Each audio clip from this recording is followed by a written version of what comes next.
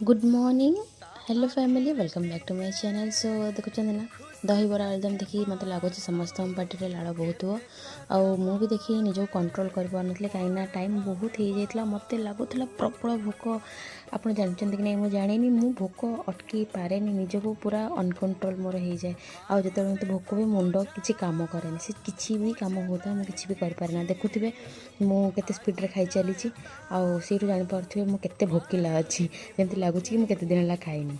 और यहाँ आसला तरकारी बनूला छतु तरकारी छतु बेसर लगुच प्रायत लोकर छतु बेसर बहुत फेवरेट जोटा कि आपणकर आंबुल पड़ी होता है। यहाँ स्पेशल आइटमटा मो हजबैंड करुँगी से आसिक खाइबे बोली देखूँ एतकी आइटम होता शाग भजा बैगण भजा आ गए छतुर भजा मूला आलू भजा यहाँ डालमा यहाँ छतु आलू बेसर एत आइटम।